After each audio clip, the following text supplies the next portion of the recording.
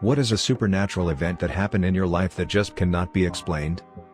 This didn't happen to me, but a very nice old man and his wife used to live a few streets over from us. Well, she got very sick and his son flew in to help watch and care for her. A few weeks later she moved to hospice and later died. The night she died, her husband and son drive home and they were talking about what to do for the funeral, and the husband asked, "Do you think she'd want some person to attend?" And they both said they heard the dead mom/wife in the back seat say, "No thank you."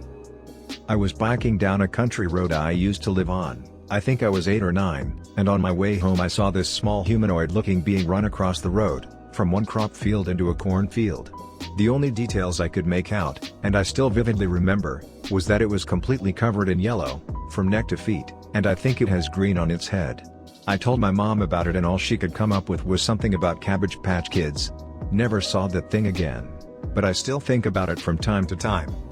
Edit, it was the size of a small child, about 50 feet away. The night my friend took his own life I had a sudden urge to call him. I'm in Canada and he was in Atlanta at the time. I didn't call because I was out partying with friends and got the news the next day when I woke up. I feel like I missed the chance to save a friend, but my dad says it was him letting me know he was gone but was going to be okay.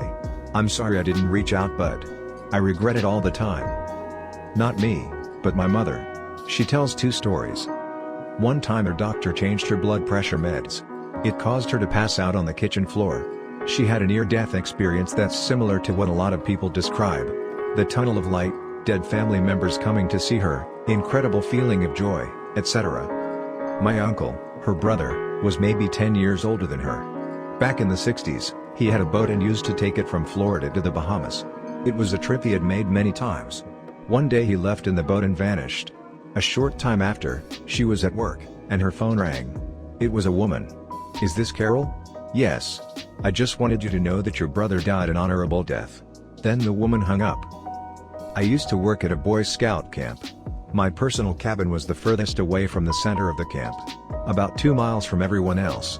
One night I was walking down the trail at 3 a.m. Through the shadows I saw a hand reach out to grab me. I panicked and took out my pocket knife and stabbed at it. Then, silence.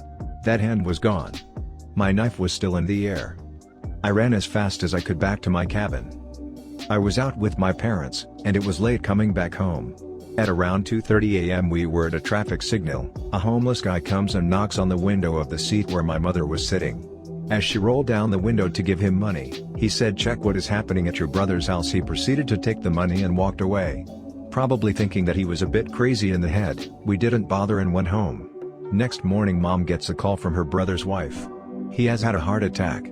At 2:30 a.m. A clod of red earth fell from above onto the windscreen of our car some years ago. The dust took a dozen or so swipes of the wipers to wet and removed. Almost caused us to crash.